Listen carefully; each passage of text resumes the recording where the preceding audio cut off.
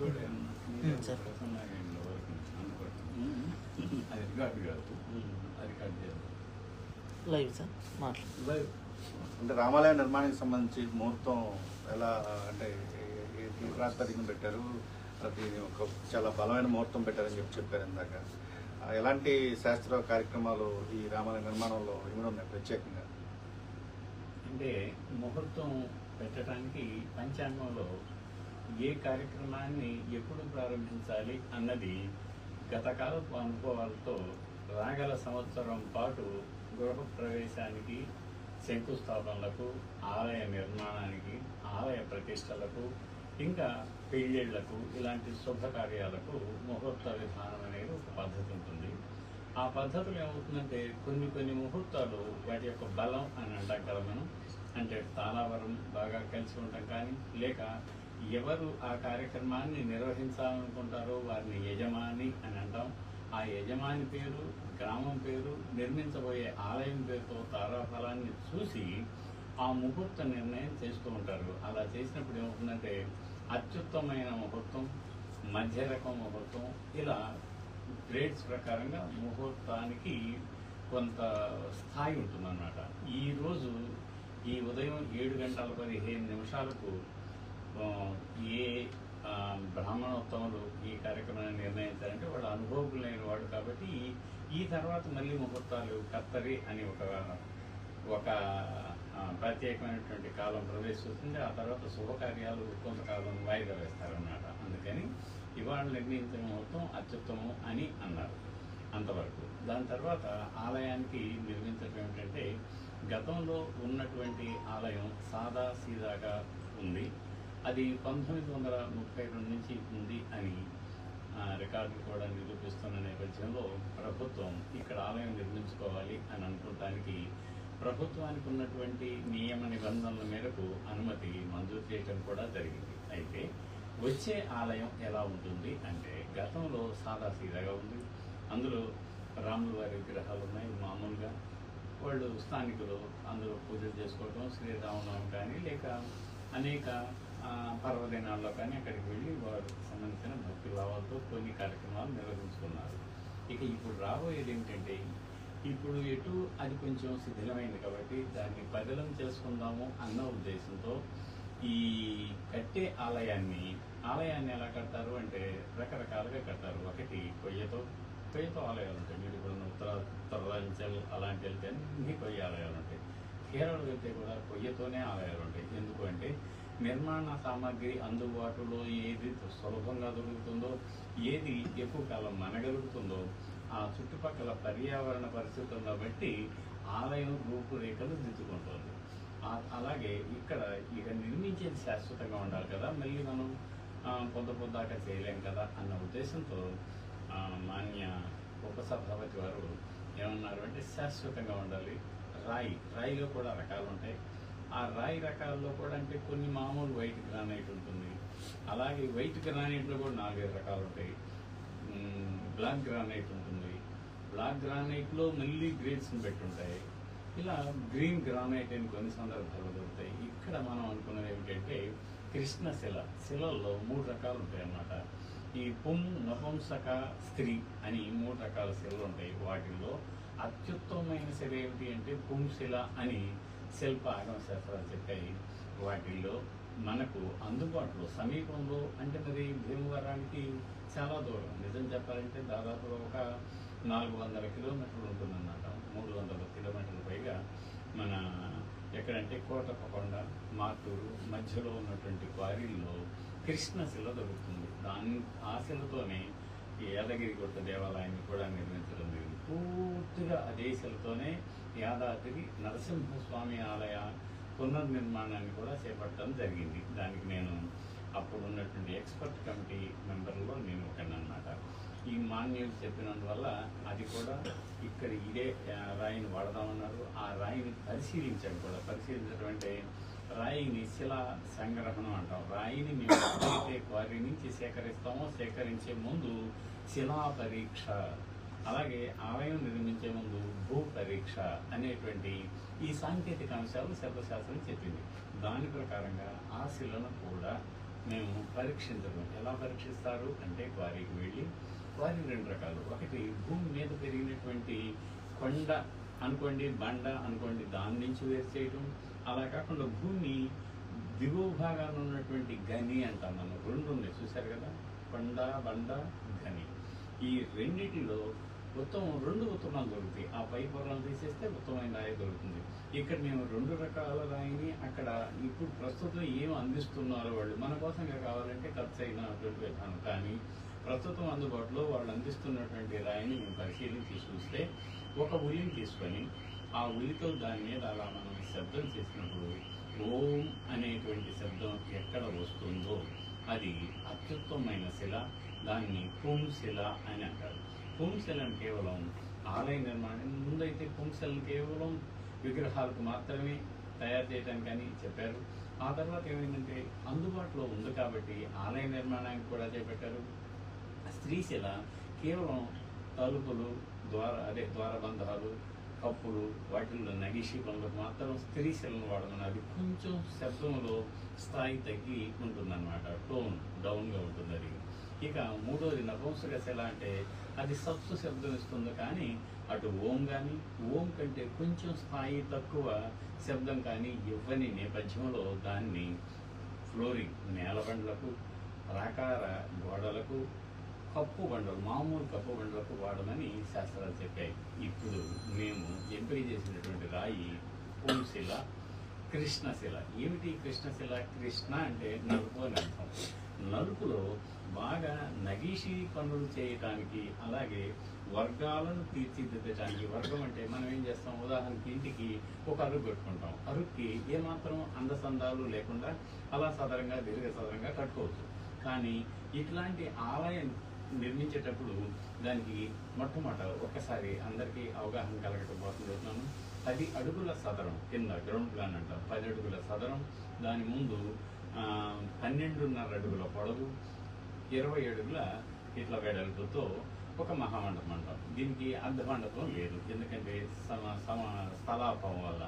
మొత్తం స్థలం ఒకవైపు 48 అడుగులు, మరోవైపు 40 అడుగులు, 203 చదరపు అడుగుల స్థలంలో దాన్ని ఎంపిక చేసి పద విన్యాసం అని మాకు ఒక కార్యక్రమం ఉంటుంది. అంటే మొత్తం స్థలంలో ఏది ఎక్కడ గర్భస్థానం ఎక్కడ ఉండాలి అని నిర్ణయించిన తర్వాత దాని ప్రకారమే ఈరోజు జరిగినటువంటి శంకుస్థాపన యథోక్త విధిగా ఒక గర్భాలయం వచ్చేటువంటి స్థానంలోనే చేయటం జరిగింది. ఇక ఈ కింద కొత్తలో చెప్పాను కదా, ఎత్తు. ఎందుకు చెప్తున్నానంటే ఆ వర్గాలు అని చెప్పడానికి ముందు ఆలయం యొక్క ఎత్తు ఆలోచిస్తే మనకు దాదాపుగా 30 అడుగులు వస్తుందన్నమాట. ఈ 30 అడుగులు ఎలా ఉంటుందంటే భూమి మీద ఇమీడియట్గా వచ్చేదాన్ని మనం ఉపపీఠం అంటాం. ఒక 3-4 వరుసలు దాని మీద వచ్చేటువంటి దాన్ని అధిష్టానం అంటాం. అధిష్టానం అంటే ప్రాసాదము మొదలైనటువంటి కట్టడాలు దేని మీద నిర్ణయించబడతాయో దాన్ని అధిష్టానం అంటాం. ప్రాసాదాదీని వస్తువుని చ అధితిష్టంతి అధితత్ అంటారు. ఏ కట్టడమైనా సరే ప్రాసాదేవి అధిష్టానం మీదే నిలబడాలి. ఈ అధిష్టానానికి కింద ఉపపీఠానికి ఆ ఆకారాల్లో తేడా ఉంటుంది. కింద 3 వరుసలు ఉంటాయి, దాని తర్వాత 6 వరుసలు ఉంటాయి. అది ఒక అందంగా ఉంటుంది. ఒక్కొక్క వరుస ఒక్కొక్క ఆకారంలో ఉంటుంది. దాని మీద గోడ వస్తుంది అన్నమాట. గోడ, దాన్ని మేము భిత్తి అంటాం, పాదవర్గం అంటాం. అది సాంకేతికం ఉన్నటువంటి నిపుణులు ఒట్టి గోడ. ఆ గోడ మీద మళ్ళీ కప్పు అంటాం కదా, లోపల బయటకు వచ్చేదానికి ఆ కప్పుని లోపలేమో సాదాసీదాగా ఉంటే బయటకు వచ్చిన తర్వాత ఒక రకమైన ప్రస్తరం అంటాం. ప్రస్తరం అంటే ఇదిగో ఈ మన స్కందం ఎలా ఉంటుందో, భుజం ఎలా ఉంటుందో అది ఆ భుజాకారంలో దాన్ని బయట వెలుపలి ఆకారాన్ని తీర్చిదిద్దుతాం. దాన్ని ప్రస్తరం అంటారు. ప్రస్తరం పైన వచ్చేదాన్ని విమానం అంటాం. మనం ఏమంటాం, శిఖరం అంటారు ఇన్ జనరల్గా. దీన్ని విమానం అంటాం. గోపురం అంటేనేమో ప్రవేశం. ఏ ఆలయంలో ఎక్కడ మనం ప్రవేశిస్తామో ప్రాకారానికి అనుసంధానించి కట్టిన ప్రవేశ ద్వారాన్ని గోపురం అంటాం. కానీ మీరు లోపల మనం ఇప్పుడు గర్భాలయం మీద నేను చెప్పినటువంటి కప్పు మీద నిర్మించేటువంటి దాన్ని విమానం అంటాం. ఏమిటి విమానం అంటే నిజంగా ఆకాశంలో ఎగిరే విమానమా? నిజంగానే ఆకాశంలో ఉండేటువంటి కట్టడమే. నానామాన విధానత్వాత్ విమానం పరికల్పయేత్ అన్నారు. అనేక రకాలైన కొలతలతో, అందచందాలతో, ముందుకి వెనక్కి ఎత్తు పల్లాలతో అలంకారంగా నిర్మించబడిన దాన్ని మనం విమానం అంటాం. అది ఇక్కడ కప్పు మీద రాబోయే విమానం 2 అంతస్తులది. మొదటి అంతస్తులో కోష్టశాలలతో హాయిగా ఒక వరుస ఉంటుంది. ఆ వరుస మీద మళ్ళీ ఒక ప్రస్థరం వస్తుంది. ప్రస్థరం మీద ఒక వేదిక వస్తుంది. అది ఆ వేదిక మీద స్వామివారికి సంబంధించిన వాహనాలు పైన మనం తిరుపతి వెంకటేశ్వర స్వామి ఆనంద నిలయ విమానం మీద చూస్తే మనకు అక్కడ పైన సింహాలు కనపడతాయి. 4 రకాల సింహం కూడా అమ్మవారి వాహనమే కాదు, విష్ణువుకి అనుసంధానమైన మరొక వాహన శిఖనం. ఆయనకి నేరుగా గర్భమవుతుంటాడు, కానీ సింహాన్ని కూడా అక్కడ పెడతారనమాట. దాన్ని వేదిక తర్వాత వేదిక కంఠం అంటాం మేము చిన్నగా. అంటే ఇక ఈ విమానాన్ని నుంచి శిఖరం రావాలి, తల భాగం. మనకి ఎలాగైతే ఇక్కడ కంఠం ఉందో విమానాన్ని కూడా విమాన కంఠం అంటారు. దాని మీద మనకు శిఖరం ఎలా ఉందో ఈ స్కందం పైన దానికంటే ఈ శిఖరం అంటే మన శిరస్సు, దానికి కూడా శిరస్సు లాంటి చక్కటి ఆకారం ఉంటుంది. దాన్ని శిఖరం, ఆ ఒక్కదాన్ని మాత్రమే శిఖరం అంటాం. ఇన్ జనరల్గా అందరూ కూడా శిఖరం అంటారు మొత్తానికి కలిపి. దాని మీద మహాపద్మం వస్తుంది. మహాపద్మం మీద కలశం, దాన్ని స్తూపి అని అంటాం. ఎందుకంటామంటే మన మనిషి ఆకారం చూస్తే దేవాలయం ప్రోక్త అని ఒక సామెత ఉంది. అంటే మన కింద నుంచి నిలబడితే మనకి ఎలా ఉందో ఈ ఆకారంతోనే మామూలు ఆకారం కూడా ఉంటుంది. పైన శిఖ అంటాం, మన నెత్తి మీద మనకి శిఖ ఉంటుంది కదా, శిఖ. ఈ శిఖనే కలశంతో పోలుస్తారు. అది అంతటితో ఆలయ నిర్మాణం ఎత్తు వరకు ఉంటుంది. దానికి ముందు మహామండపం ముందు చిన్న బలిపీఠం, దానికి ఆనుకొని ధ్వజస్తంభ పీఠం, ఆ మధ్యలో ధ్వజస్తంభం ఎందుకు ఉంటుందంటే స్వామివారికి కళ్యాణం చేస్తారో అది అలా కళ్యాణం చేసేటప్పుడు స్వామివారి కళ్యాణ ఉత్సవాన్ని అయిన తర్వాత బ్రహ్మోత్సవం అంటాం మనం.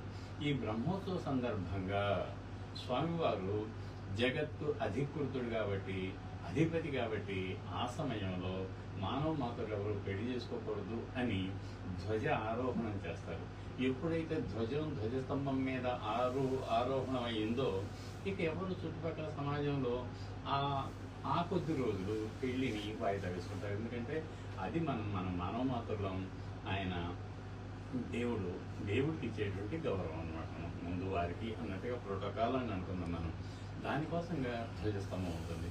ధ్వజస్తంభానికి కూడా చక్కటి రూపురేఖలతో తీర్చిదిద్దిన అధిష్టానం, దాని తర్వాత నేత్ర పుట్టి అంటారు. అంటే ఏమిటంటే స్వామివారిని మనం దర్శించుకునేటప్పుడు ముందు ధ్వజస్తంభం దగ్గర కూడా మన కంటి చూపు మట్టంలో ముందు ధ్వజానికి దండం పెడతాం, తర్వాత వాహనానికి దండం పెట్టుకుంటాం, ఆ తర్వాత ఆలయంలో ప్రదక్షిణానంతరం ప్రవేశిస్తాం. అది ఇన్ని రకాలైనటువంటి శిల్ప ఆగమ శాస్త్రాల్లో చెప్పిన అంశాలను ఈ ఆలయ నిర్మాణంలో జోడించడం జరిగింది. చివరగా ఇక ప్రవేశం. అంటే ప్రవేశం అన్నిటికంటే ఉత్తమం ఏమన్నారు? తూర్పుతో సమానంగా పశ్చిమం. ఇలా దిక్కులు ఇచ్చాడు. కొన్ని దిక్కులకి కొన్ని ఆలయాలు మాత్రమే ఉండాలి. కానీ ఇక్కడ శ్రీరాముడు విష్ణు యొక్క ఒక అవతారం. మనందరికీ తెలిసిందే, దశావతారాల్లో 3 రాములు వస్తారు. ఎవరా 3 రాములు? మత్స్య కూర్మ వరాహత్య నారసింహత్య వామనః రామో రామచ్చ బుద్ధ కలికిరేవచ్చ అని దశావతారాలు కదా. ఆ వచ్చే 3 రాములు ఎవరు? ఒక ఆయన బలరాముడు, మరొక ఆయన పరశురాముడు, మరొక ఆయన అయోధ్యరాముడు. అదిగో ఈనాడు ఈ అయోధ్యరాముడు ఇక్కడ కొలువు తీరబోతున్నాడు. వారికి సీతమ్మ వారితో ఆ శ్రీరామనవమి అన్న సందర్భంగా కళ్యాణం జరుగుతుంది కాబట్టి ధ్వజాన్ని ఆరోహణం చేస్తారు. ఇదిగో స్వామివారికి కళ్యాణం జరుగుతుంది, మీరంతా కొంతకాలం మీ కళ్యాణాలను పక్కన పెట్టుకోండి అన్న సందేశం అన్నమాట. ఇది సైలెంట్గా ఒక సందేశం. దానికోసం ధ్వజస్తంభం పీఠం నుంచి మధ్యలో అలా వృత్తాకారంలో ఒక కొయ్య దండం ఉంటుంది. దాని మీద మేఖలాలు అంట 3 ఉంటాయి, చూశారు కదా మీరు. ఆ 3 మేఖలాలు, వాటికి గంటలు, ఆ పైన మళ్ళీ కలశం. ఇలా శాస్త్రోక్తమైనటువంటి ధ్వజస్తంభమే ఇక్కడ రూపుదిద్దుకుంటుంది. ఏదో ఆలయం చిన్నది కదా అని ఎక్కడా రాజీ పడటం లేదు. అంటే దాని అర్థం ఏంటంటే ప్రతిదీ కూడా అందాలతో సౌందర్యవంతంగా, ఎస్థెటిక్స్ అంటే ఇది చిన్నదైన కూడా చాలా అందంగా బ్యూటిఫుల్గా ఉంటుంది. ఈ చుట్టుపక్కల చాలా ఆలయాలు ఉన్నాయి. ఒక భీమవరంలోనే ఇప్పుడు మీరు చూస్తే దాదాపు 50-60 ఆలయాలు ఉన్నాయి. వాటన్నిటికంటే పొట్టిగా చక్కగా చిన్నగా